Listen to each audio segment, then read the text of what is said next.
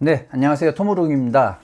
저번에 올렸던 쉐보레 콜로라도 영상이 생각 외로 한 4,000뷰 이상이 나오면서 구독자 수도 며칠 만에 그래도 한 20명 정도 늘어났어요. 그래서 61명이 됐는데, 제가 저번에 말씀드렸듯이 100명, 500명, 1000명 이벤트를 꾸준히 할 거라고 말씀드렸었잖아요.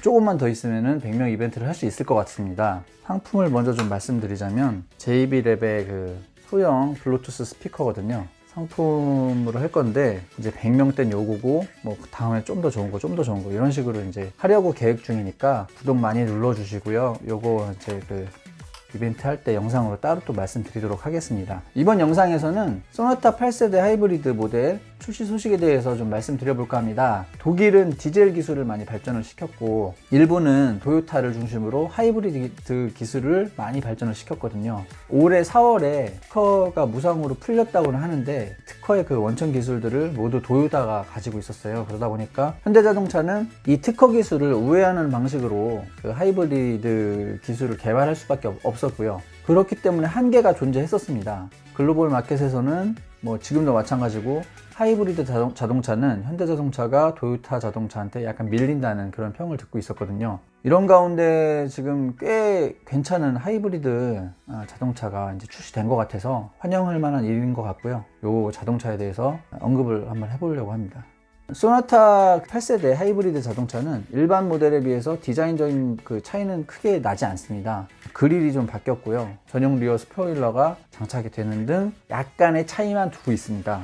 다만 이 소나타 8세대 하이브리드는 하이브리드 시스템이 장착이 되었기 때문에 당연한 얘기겠지만 일반 그 모델에 비해서 가격이 좀 비쌉니다. 400만원 정도 높게 책정이 되었고요. 그렇게 해서 시작가는 2,754만원이고요. 가장 높은 모델의 경우에는 3,599만원입니다. 여기다가 옵션 같은 걸 더하면은 한 4천만원 정도 가격이 결정될 수 있을 것 같아요. 우리가 하이브리드 자동차를 사는 가장 큰 이유가 바로 연료 효율이잖아요. 이 차 같은 경우에는 16인치 휠 그리고 빌트인 캠이 안 들어간 모델의 경우에는 공인연비가 20.1km/L입니다. 국내 출시된 중형 세단에서는 20km가 넘어가는 연료 효율을 가진 차가 국내 최초라고 하고요. 여기서 17인치 휠을 장착하게 되면은 연비가 19.1km/L로 하락합니다. 16인치 휠에 빌트인 캠 장착 모델의 경우에는 빌트인 캠이 배터리를 먹거든요. 그러다 보니까 연비가 좀 하락을 하게 되는데 19.8km/L가 나옵니다. 17인치 휠에 빌트인 캠까지 들어갈 경우에는 18.8km/L로 확 떨어지게 돼요. 뭐 18.8이라도 굉장히 높은 수치이긴 합니다.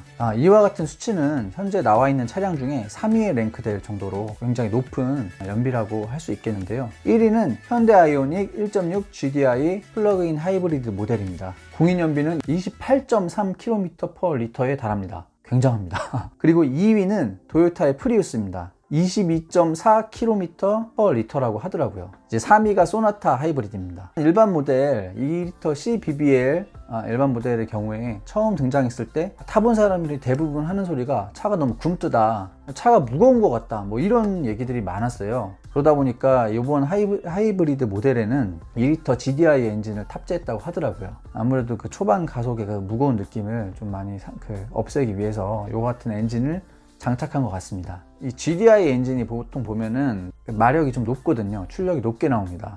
토크도 높게 나오고요. 근데 이거는 152마력 밖에 안 되더라고요. 하이브리드 모델이다 보니까 성능을 뒤tun한 것 같습니다.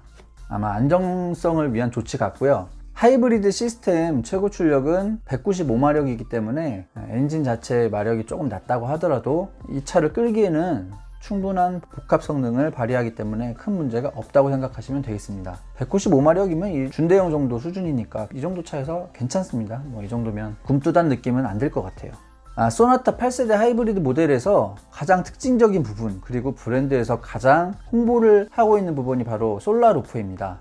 말 그대로 루프에다가 태양광 발전 시설을 달아놓은 거예요. 저도 처음에 이 솔라 루프를 봤을 때 저렇게 되면은 되게 연비가 좋아질 수 있겠다, 뭐 이런 생각을 했었거든요. 근데 저 같은 생각을 아마 다른 자동차 회사들도 다 했을 건데 지금껏 솔라루프가 달린 차가 안 나왔잖아요. 아마도 이유는 실익이 없기 때문이 아니었을까 이 생각이 드는데, 현대자동차에서는 실익이 부족함에도 불구하고 어떤 신기술의 도입, 이런 이미지를 가져가기 위해서 솔라루프를 장착을 하고 이것을 대대적으로 홍보하고 있는 것 같습니다. 현대자동차에서 밝히기로는 연간 1300km의 주행거리를 늘려준다고 해요. 그럼 이걸 기름으로 따져보면 리터당 20km 그 연비를 보여준다고 하니까 그렇게 계산을 해보면 가솔린 70리터 정도의 그 절약 효과가 나더라고요. 그렇게 되면 70리터 돈으로 환산해보면 10만원 정도, 1년에 10만원이 이제 절감이 되는 거예요. 그렇다면 이 루프에 태양광 패널을 다는 비용, 이 루프가 무거워지면서 차의 무게중심이 올라가서 떨어지는 주행 질감의 하락, 이런 것을 감안했을 때 실익은 크지 않아요. 아까도 말씀드렸듯이 현대자동차는 첨단 이미지, 미래 기술을 적극적으로 도입하는 그런 이미지, 그런 홍보 효과를 위해서 다른 것 같아요.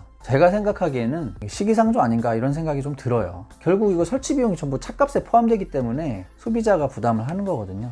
이 밖에도 차로 이탈 방지 보조 등 안전 기능을 많이 보강을 하였다고 합니다. 차를 좀 더 안전하게 만드는 건 어떤 추세라고 보시면 되거든요. 잘 추세를 따라가고 있다, 이렇게 생각하면 될 것 같습니다. 소나타 8세대 하이브리드가 또 하나 이제 장점으로 내세우고 있는 부분이 바로 트렁크 공간의 확보입니다. 하이브리드 같은 경우에는 트렁크 부분에 배터리가 들어가기 때문에 트렁크 공간 자체가 되게 좁거든요. 근데 이 소나타 8세대 하이브리드 같은 경우에는 배터리 패키징 최적화라는 것을 도입해서 일반 모델과 거의 유사한 정도의 트렁크 공간을 확보했다고 합니다. 패밀리카로 이런 그 차를 쓸 때 트렁크 공간이 굉장히 중요할 때가 많거든요. 젊은 부부 같은 경우에 유모차도 이제 집어넣어야 되고 아기 용품들도 거기다 집어넣어야 되고, 그러다 보면 트렁크 공간이 좁을 경우가 많아요. 그리고 또 요즘에 캠핑 많이 다니잖아요. 기존의 하이브리드처럼 트렁크 공간이 없으면은 정말 뭐 캠핑 못 다니거든요. 근데 트렁크 공간을 넓혀놨기 때문에 여러모로 유용하게 사용을 할 수 있을 것 같습니다. 자, 마지막으로 8세대 하이브리드 모델의 가격을 좀 이렇게 상세하게 살펴보고 영상을 마치도록 하겠습니다. 아까 말씀드렸듯이 시작가는 2,754만원이에요. 그리고 트림이 총 6개가 있거든요.